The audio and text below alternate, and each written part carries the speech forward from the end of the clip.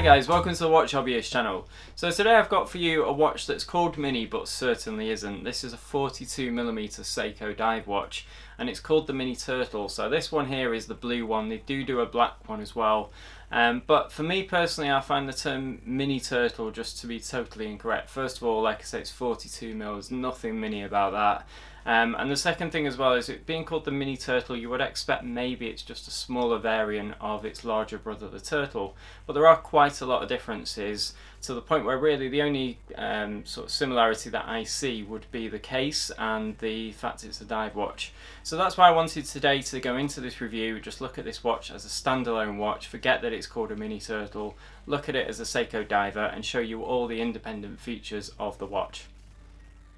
Okay, so let's jump into the review. Let's have a look at this watch. So basically this watch, as I say, it's the Mini Turtle, but it's 42mm. I'm going to show you all the measurements soon, but I first of all wanted to talk to you about the buying process and also, you know, my first impressions. So I bought the watch, as I say, through a company called Gnomon Watches. You'll know of them if you've seen some of my other videos that I've bought from them before, and I've always been very pleased with them. I've actually got another Seiko in my watch case, which I'm going to show you soon, because I bought that from them as well and I couldn't have been happy with that one either. So this watch, obviously I'm buying it from pictures. I can't just walk into my local store and have a look at one of these. We're in the UK at the end of the day and it seems impossible to get anything decent anymore in the UK. You always seem to have to order abroad or go on mega waiting lists, that sort of thing, or even if you can get it here, you seem to pay an absolute fortune compared to anywhere else. So right now in the UK to buy watches, it's kind of not great for the hobby, how we are with our prices. Who knows how Brexit's going to affect it. But I had to buy this watch through a picture and hope that when I received it, I would like it. And I'm very pleasantly surprised that I did. So the first thing that obviously you see, you open up the outer watch packaging and then you get to this. So we have some nice Seiko packaging which works really well. I think it's very good quality for the price of the watch. I think it's really pleasant, really nice. I'm not going to do a big unboxing, it's just that, a few tags and some user guides. I don't see the need to go through the unboxing on this particular watch because it's not quite fancy enough. The watch then obviously appears and you look at it. And the first thing I noticed, which you're probably noticing now, is the blue dial and the blue bezel. Now, there is a black model of this watch, but I think sometimes it's a bit vanilla to go with a black diver all the time. So I went with the blue one because I sometimes like a bit of colour. Dive watches I tend to wear in the summer, I tend to wear, you know, when I go on holiday. So as a result of that, it's nice to have some colour going on. It's not, you know, always great to have black watches all the time. So I went for the blue one, which I think looks really good. I'm really pleased with the dial colour. It's a very vibrant blue, and although the crystal does reflect, as you can see, it also does allow the dial to sort of change colour. So it goes from a really bright sort of blue to a very dark blue. And it's a very solid matte blue. It's not at all shiny, it's not got any sunburst effect to it like the next Seiko I'll be reviewing has, that sort of thing. So I think it really suits the type of watch. Then you have this bezel which matches. It has an aluminium bezel, so that hopefully, you know, if you wear it enough over many years, it will fade and it will give it its own patina, which is always a nice thing. And the next thing that you notice is, after you've got past the colours going on, the next thing is the strap. So this is actually one of the first sort of times I've had a Seiko with one of these straps, and they never fail to impress me. It's obviously not an expensive strap. It's not like a Patek Philippe strap or what have you, or a Rolex bracelet. But for the price point of this watch, it's very well made, and it has a texture to it that is incredibly comfortable. Now, the outer side, the side that you will see when you look at the watch, is like a matte, just very smooth. It's not at all got any texture other than sort of smoothness to it. But then when you flip it upside down, it's actually then got a very textured sort of inside to the strap. And what this does is it allows to grip the wrist really nicely, but not uncomfortably. It reminds me, if you've ever seen like a car racing tyre when it's got blisters on it after it's been through a race or whatever, and it's got that sort of textured effect to it. That's kind of how it reminds me on the underside of the strap. And the flex on these straps is fantastic. Some, you know, like if you had like a Casio G-Shock and it had a resin band, there's no way you'd be able to get that much flex out of it. It's very, very sort of flexible, comfortable, works really, really well. I really, really like it. And then on the other side of the strap, we obviously have the keeper and we have the tang buckle here, and those are unbelievably impressive for this sort of money. First of all, we have a very, very thick keeper which never slides up and down. So for example, you know, some watches you'll put the strap through it, and over the day it sort of comes away, and then you look down at your wrist at about 4 o'clock in the afternoon and it's popped out of the keeper, and it just looks ridiculous. So this doesn't seem to happen with that watch. This watch I'm pleased to say. It's got Seiko branding on there, and then it's mostly sort of satin finish, but then it also has, if I can get that to focus hopefully, it also has like a polished chamfered edge around the keeper itself, so I think that looks really, really good. You know, it's attention to detail on typical Seiko levels, where you pay not that much money hopefully, but you also get a lot of attention to detail going on. And then we have this strap buckle or clasp or whatever. Look how thick that is. It's polished there, but it's matte finished on the top, and then the actual tang itself, that's polished. So again, there's been some real design effort gone into this. You know, it's not just let's polish it or let's brush it and then just stick it on the watch. It has actually got some design going on there. I think it looks really, really good, and this buckle feels like it would last an absolute eternity. It's incredibly thick. You know, what more could you ask for, especially at this sort of price point? So that's the strap itself, and it seems strange to talk about a strap, but that's how impressive it is, and a lot of manufacturers could learn from the quality of these straps, which I'm sure aren't that expensive either, you know, which is always nice, a good combination of quality versus price.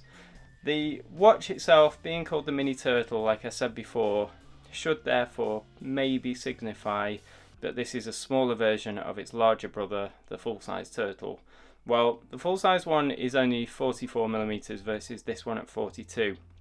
So it's not mini in comparison. The other thing as well is that the full-size one has, well, I keep calling it full-size one, but I'm just going to call it the Turtle basically. The Turtle, that has a day, it has the date. This watch only has the date.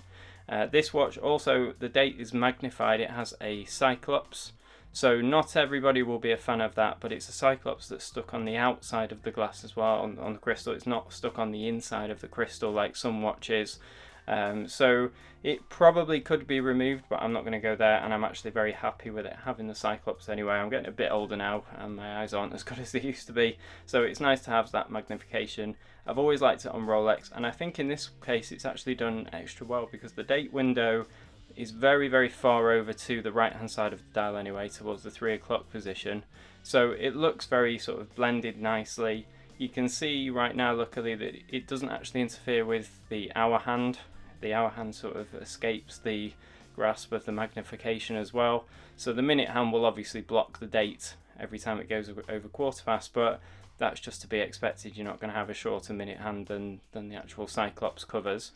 You do have the Prospex X on the dial as well, as you can see just below where the hands are attached to the dial. You can see the X there as well. Some people like it, some people don't. I'm a bit nonplussed about it, to be honest. I think without it, it would look fine. With it, it just adds a bit more to the dial, and we're not getting away from this X anytime now. It seems to be on every Prospex model. It's not actually got a signed crown on this watch. Sometimes you do see the X on the crown, so it's nice that the crown is at least sort of left alone in this case, so that, you know, doesn't affect any visual aspect there. And then we have the movement inside. Now, movement inside, I think it's a 4R35 movement. These are, you know, your average Seiko movement. They're not rated to any particular sort of timekeeping standards. They're not, certainly not COSC or anything like that, you know, chronometer certified. What you buy is what you get, basically. So some people will buy one and it might run 20 seconds a day. In my case, this has been running sort of -5 seconds per day, which I think is actually pretty good for one of these. I'm happy with that. I know it's slow versus fast. Fast is usually better, but I'm not going to worry if I'm 5 seconds slow to something. So, you know, I don't mind that at all. I think it's actually a really, really decent movement. The way it's running is really impeccable and really respectable for this price point. And then I guess we get onto the case. Now this is obviously where the name Turtle, or Mini Turtle in this case, comes from, the type of case. But for me, I prefer this one to probably the larger Turtle, should we say. I think this actually works really, really well with its size. I'll give you all the measurements shortly, but just to look at the case, so it's brushed over the edges, and then as we turn it over, it has like a scallop shape to it. We have the lug holes there for the straps. That's polished, and then the whole underside of the watch is polished. Excuse the blue sticker, that is literally just a sticker that can be removed, but I've just not done so. So we do have a polished case back, a polished underside of the case as well, and then again to a scalloped polished section on this side and brushed over there, and then the actual bezel itself is sort of brushed with polished sections to it before you reach the actual insert. So again, that matches nicely with the clasp and the keeper that I was talking about before. I think it works really, really well. Another thing with this particular case versus the Turtle has the crown here around about 4:30. This one has it at 3 o'clock. Neither of them have any kind of protection of the crown, so theoretically, if you were to really bash it underwater, if you were on a dive and you really hit it against something, then it could damage it enough to let water leak in. Theoretically, I don't dive, I'm not probably going to dive. I've tried sort of basic lessons of scuba diving, but I just never seem to find the partner to go with me on holiday and stuff, so I've never actually gone down that route. My girlfriend just basically wants to sunbathe and not go scuba diving, unfortunately. So as a result of that, I can't attest to whether this is going to hold up particularly well in a dive situation. But I do like the aesthetic appeal of this crown just being there. I think at 4:30 sometimes it can look a little bit awkward, but the other benefit, obviously, when it's at 4:30, it's not going to dig into the wrist. This one, I haven't particularly found it does dig into the wrist, but certainly there are times where I've been lifting and carrying stuff lately, and when I've lifted something, you know, and your hand is like that type of thing, then that's basically then given the opportunity to dig into your wrist, depending on how close to the actual top of your hand that you do wear the watch. So something to take into account, and the Turtle obviously is less likely to do that for you. But it does have a very, very large, thick crown tube, and it actually looks like it protrudes quite far there, but of course on the top we don't really see anything but the actual crown itself. When you unwind it, it has around about 3.5 turns to it, so it's got a nice long tube there, so no worries in terms of sort of cross threading particularly. Over time it should last and hold up pretty well. And when you pull it out to the first section, we can now adjust the date. So I always forget whether you go back or forth, but yeah, basically you go counterclockwise, I think, in this case.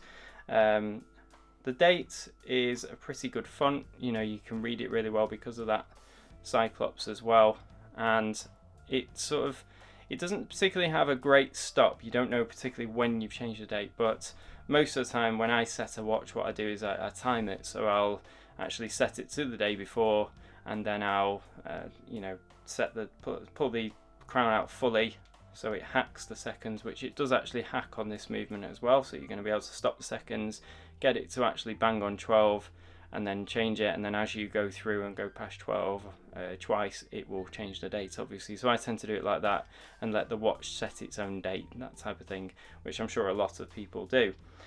So the watch is actually 200 meters water resistant as well, I should mention, and because it's a Seiko diver, when they say divers on the dial, it basically means that it is a true diver's watch. It's certified to ISO standards. This is not just a basic watch that's 200 meters water resistant and tested willy-nilly. This is a watch that can genuinely go diving. It's genuinely suitable for, I believe, scuba diving and saturation types of diving, although I don't know how it works in saturation diving with crystals popping off and things. I'm literally not a diver, unfortunately. Maybe somebody could comment below and let me know sort of how they believe it would hold up.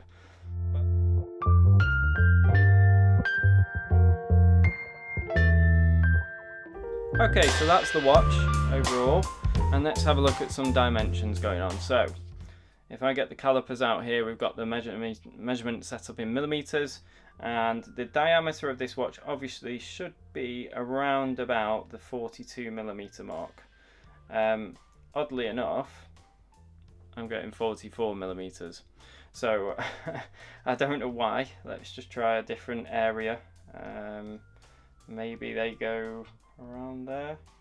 Yeah, they must do it in sort of different areas, I don't know, but there we go, about 42, 43 millimeters. So depending on where you actually measure it, which shows how pathetic the diameter measurement of a watch is, in my opinion. It always has been, unless it's a circular watch, of course. But you know, for me, the measurement that matters the most, and I say this in most of my videos, is here. Sorry if it focuses. Don't know if it's going to focus. Anyway, so the outer edges of the wrist, basically, that's what matters to me. So I've got a wrist length really of around about 50 millimeters, bang on. Okay, that's my length of wrist. Now if I buy a watch that has a 42 millimeter or what diameter, but it has a length of 52 millimeters, then that obviously overhangs the top of my wrist. So that's the measurement that always matters the most to me, is the actual length of the top of somebody's wrist. And in this case, we have a really reasonable sort of measurement there.